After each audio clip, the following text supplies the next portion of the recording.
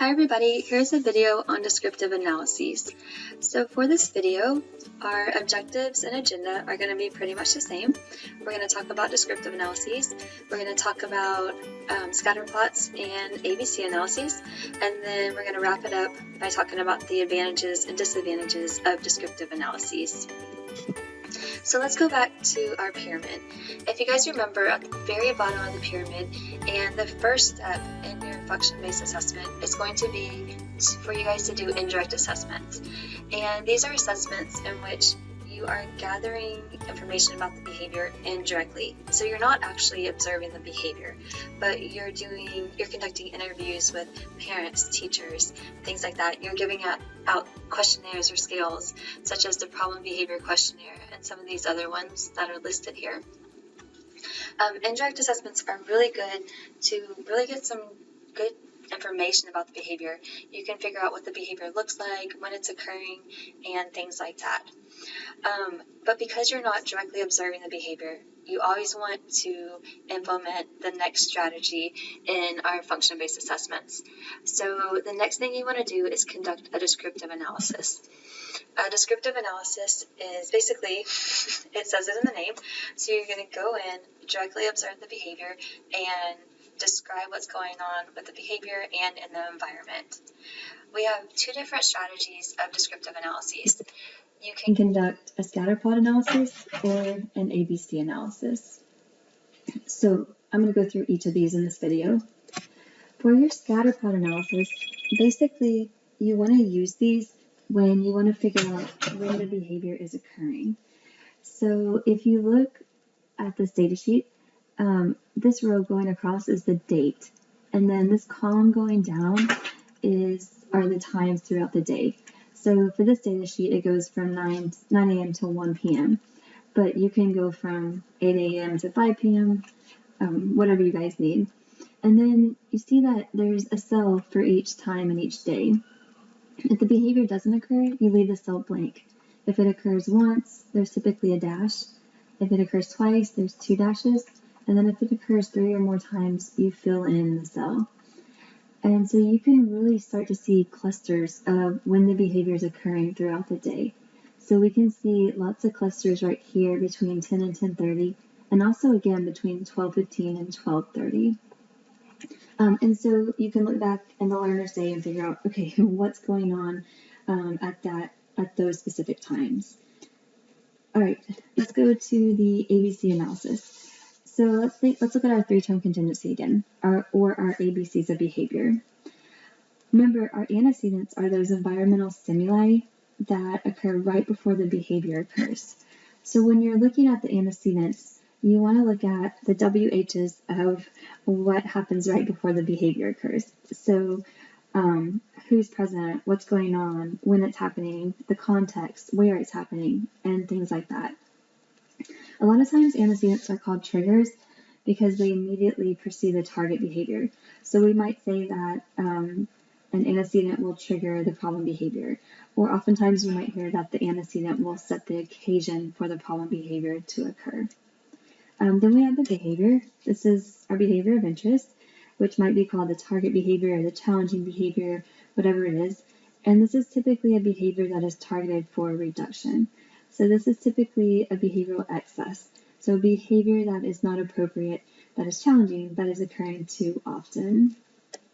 And then we have our consequences. So these are the WHs of what happened right after the behavior occurred.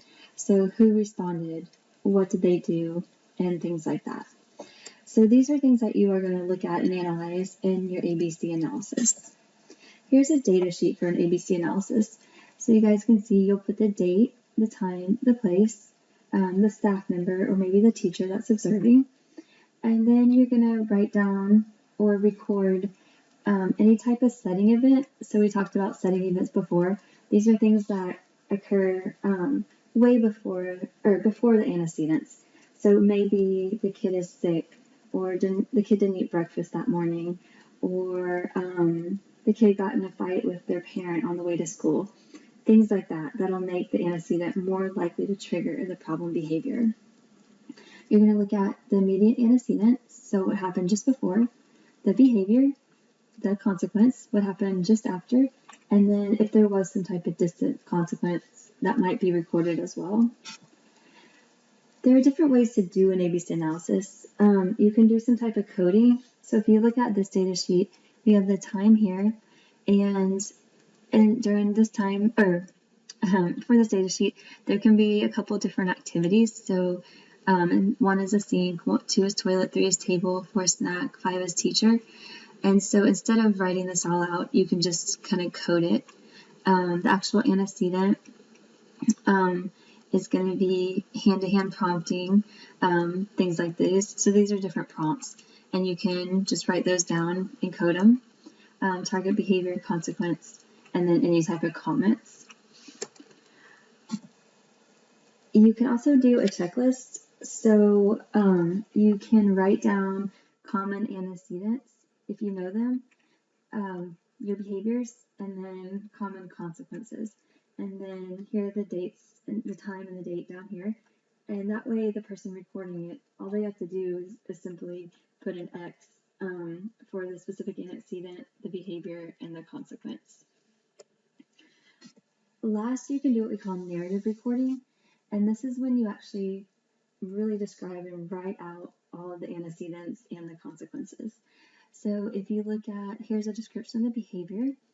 And if you look at this, so you have the date, the time, the antecedent, the teacher announces that it is time for reading, the behavior, the kid tells an inappropriate joke, and the consequence, the peers laugh and the class is disrupted. So with your different recording systems, narrative recording gives you the most amount of information because you're actually writing down everything that occurs. However, it is really time consuming. So if you have lots of different kids in your classroom and somebody wants you to do ABC recording, it might be better to do a checklist or things like that where you can just put an X down. If you have the time, the resources to do narrative recording, that's probably the best way because you get the most amount of data. But in the practical situation, you might not be able to do that. So keep that in mind. Okay, here are your analysis questions. You want to look at, so in your ABC analysis data, you're looking for patterns. So you want to figure out, is the behavior occurring within the context of the same activity? Are the same materials being presented? Is it the same person, the same teacher, or the same group of peers? So you're going to look at patterns within antecedents. And a lot of times we get a percentage score as to what percent of each antecedent appears in the data. And we'll talk about that further on in the video.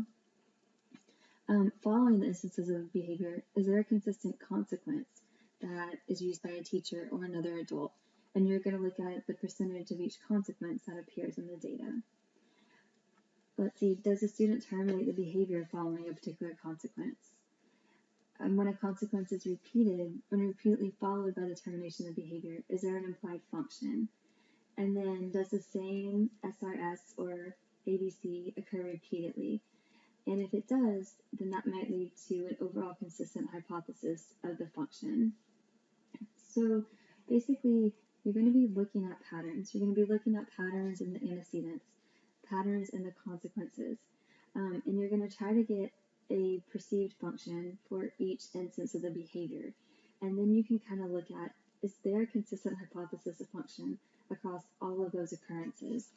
And that will tell you how confident you are in your hypothesis of what the actual function of the behavior is. So when you're looking at patterns within a data, we've talked about the functions of behavior, and your book identified 6 functions, but I'm going to group them kind of into 4 different categories because these 4 categories are what we more typically use in ABA. So the first is attention, and when you look at your data, if the problem behavior is maintained by attention, then typically the person is engaging in the behavior to get attention from teachers or peers or something like that, or other people. And remember, the attention can be positive or negative as long as that person is paying them attention.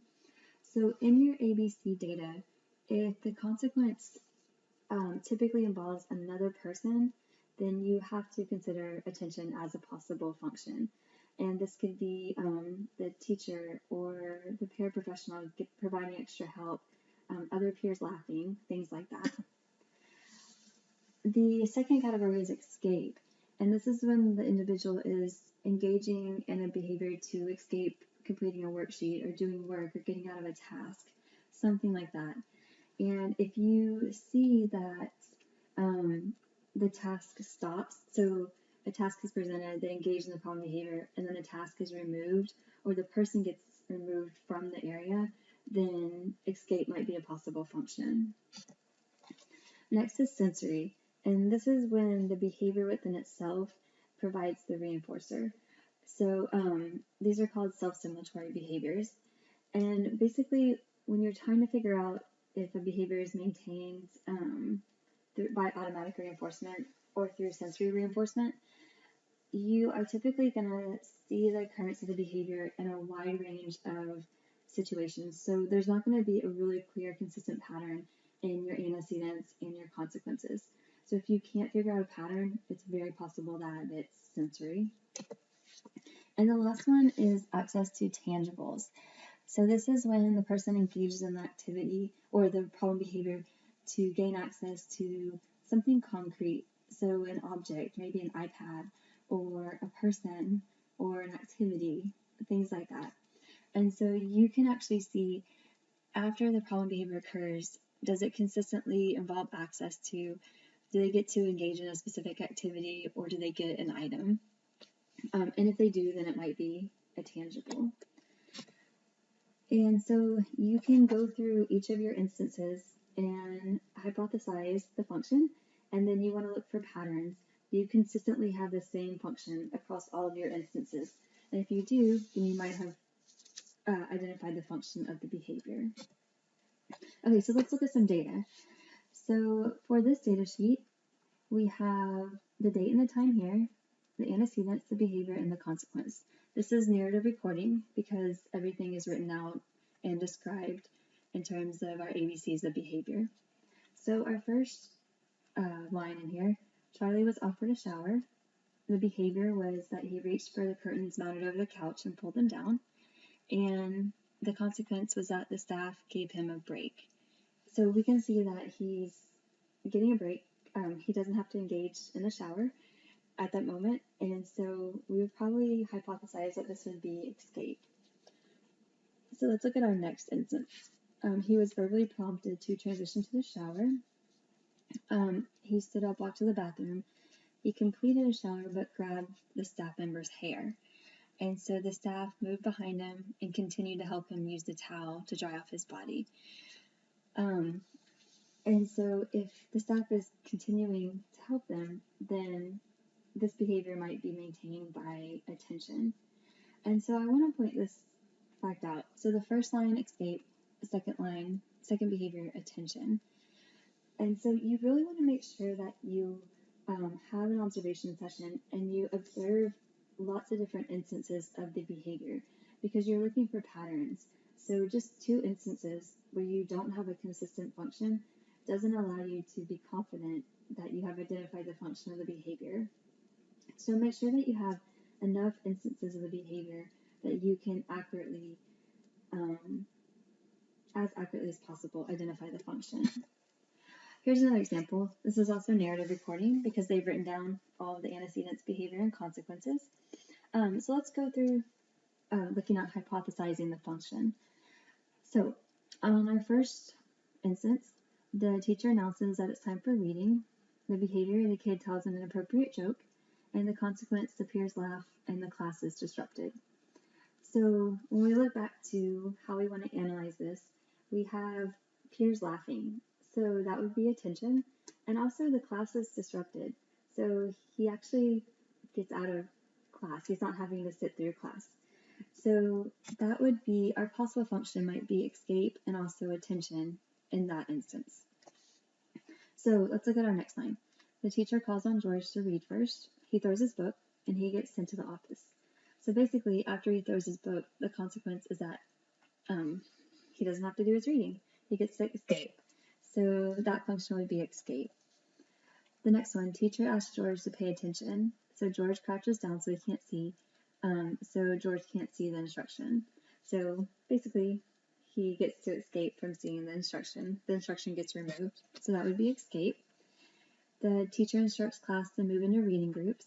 He sighs and puts his head on his desk, and the consequence is that he kind of sits there and doesn't join his group.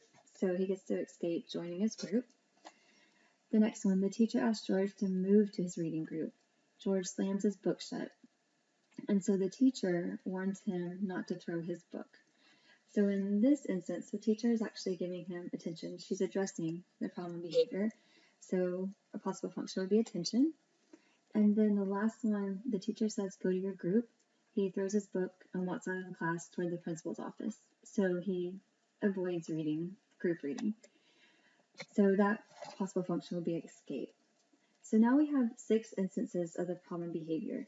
So we're going to look at our possible functions and we're going to find a pattern. And you can do this with percentages. So we can look at, so for instance, escape. We hypothesized that escape would be a possible function in 5 out of the 6 instances. So that would be about 83%. We also had attention in there. So we hypothesized that attention might be a possible function in 2 out of the 6, so about 33%. So I would say in this instance, the majority of our possible functions are escape. So we would hypothesize that escape would be the function of the behavior. And you can do this percentage analysis with your antecedents as well. So you can look at, how many times does a teacher call on George to read or ask him to move into the reading groups, and you can get a percentage amount and you can see what is the most common antecedent. I also want to make a comment to let your data be your guide. So I had this picture on the very first slide. And so whenever you're doing an ABC analysis and you're recording the antecedents and the consequences, make sure that when you're in the process of recording them, that you don't try and interpret the data right there. I would urge you guys to be as objective as possible. Simply just write down what's going on in the environment. And then after you get all your instances, that's when you can go back in and look for your patterns, and that's when you can analyze why the behavior is occurring. We're humans and we have biases, and sometimes we want to see what we want. We see what we want to see. So go in there, try to be as objective as possible. Try not to interpret the data when you're recording it. Just simply record everything that's going on in the environment before the behavior occurs, the behavior, and after the behavior occurs. Now, in a different video, we talked about setting events. These also might be included in your ABC analysis. So setting events are events that occur before the antecedent occurs. And I mentioned these also previously in the video. So the kid might, he said, not eat breakfast or be in a bad mood or be sick or things like that. So the setting events might be included in your data sheet to add to your ABC analysis. Okay, advantages of descriptive analyses. The main advantage is that they're more objective and more accurate than indirect methods. So since you are going in there and actually observing the behavior, you get a lot of really good information about the behavior, and since you're observing it, they're more accurate. It also helps to answer the why question rather than how often. So you really get to get in there and look at that relationship between the behavior and the antecedents and the consequences. It can also be conducted in a naturalistic setting, so it's really easy to go in there and observe the behavior wherever it occurs in its natural environment. Disadvantages is that it's time consuming. So you have to schedule your observation sessions. You have to go to that natural setting and observe. It requires trained observers. So you really have to you should go through some training and be really confident that you can accurately describe what's going on in the environment. And the last advantage, or the main one, is that you can't actually demonstrate the function. So since you're not manipulating anything in the environment, you're just describing what's going on, you can't be certain that you've identified the function. You can just hypothesize what you think the function is. And sometimes with descriptive analysis, the most common consequence, so remember you're looking for patterns in your antecedents and your consequences. but a lot of times the most common consequence isn't necessarily the maintaining consequence. And with your descriptive analyses, a lot of times people incorrectly suggest that attention is a function. So a lot of times people record attention and hypothesize that attention is a function, but that sometimes isn't the case. So for this video, we talked about scatterplot analyses, we talked about ABC recording, we talked about how you can use coding, you can use checklists, or you can do narrative recording. We talked about how to kind of interpret your ABC analysis and hypothesize the function of the behavior. And then we talked about the advantages and disadvantages of descriptive analyses. So that's all for this video. Thank you guys so much for listening, and please let me know if you have any questions.